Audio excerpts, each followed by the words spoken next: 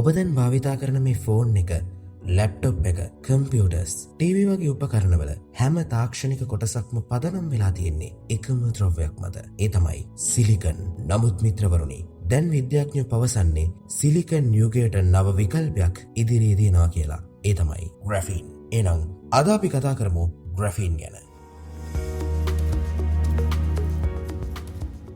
Silicon කියන්නේ දශක ගණනාවක් තිස්සේ තාක්ෂණික විප්ලවයේ හදවත. සිලිකන් සෙමිකන්ඩක්ටර් එකක් විදිහට භාවිතා කරනවා. ඒ කියන්නේ විදුලි අවශ්‍යතාවයට අනුව ගලා යන්න හෝ නවත්වන්න පුළුවන් ද්‍රව්‍යයක්. ඒ නිසා CPUs, RAM, motherboards, solar cells වගේ උපාංග සඳහා සිලිකන් භාවිතා වෙනවා. කෙසේ වුණත් මිත්‍රවරුනි, අධි තාක්ෂණික යුගයකට පාතබමින් ඉන්න මිනිස්සන් හතියට ඕනෑ කරන අවශ්‍යතා සපුරාලීමේදී සිලිකන් එහි සීමාවන්ට ළඟා වෙමින් පවතිනවා. උෂ්ණත්වය වැඩි වෙද්දී රත්වීම නිසා සිලිකන් වල ක්‍රියාකාරීත්වය අඩු වෙනවා. සිලිකන් වල ඉතා සුළු පරාසයක් තුල තමයි විදුලි පාලනය පවතින්නේ.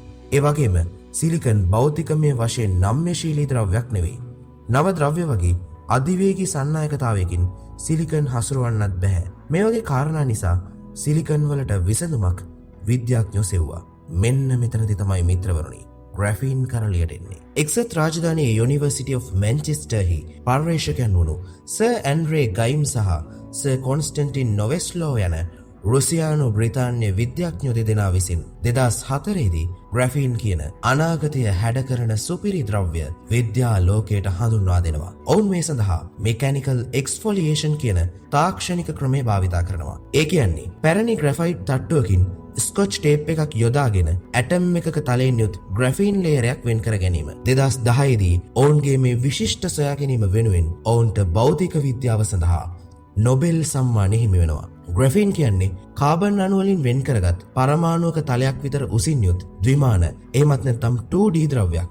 මේ කාබන් පරමාණු 3 sp2 මුහුම්කරණයක් කරහා හෙක්සෝගනල් හනිකෝම් කියන ආකෘතීන් සම්බන්ධ වෙලා තියෙනවා. මෙතනදී විසිරුණු 5 ඉලෙක්ට්‍රෝන වලාව නිසා ග්‍රැෆීන් වලට අතිශය සන්නායකතාවයක් පවතිනවා.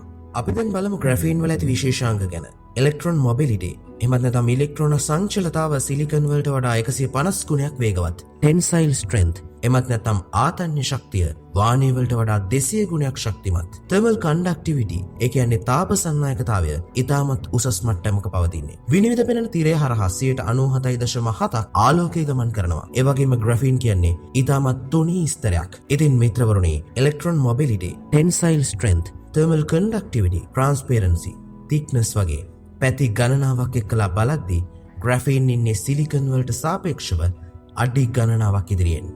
ග්‍රැෆීන් නිසා අපට ඉදිරියේදී සුපිරි වේගයෙන් charge වෙන battery, transparent and flexible displays, සාගර ජලය ඉතා ඉක්මනින් හා කාර්යක්ෂමව පිරිසිදු කරන graphene based nano distillation filters, battery වලට වඩා දිගු ජීවිත කාලයක් සහිත ඉතා වේගවත් graphene super capacitors, ශරීරයෙන් තොරතුරු ගන්නා wearable health sensors, එවැගේම අභ්‍යවකාශ මට්ටමේ ඉලෙක්ට්‍රොනික උපකරණ වැනි බොහෝ විශ්මිත නිර්මාණ දැක බලා ගන්න හැකි වේවි. Samsung වගේ නිෂ්පාදකින් මේ සඳහා දැනටමත් උනන්දුවක් දක්වනවා.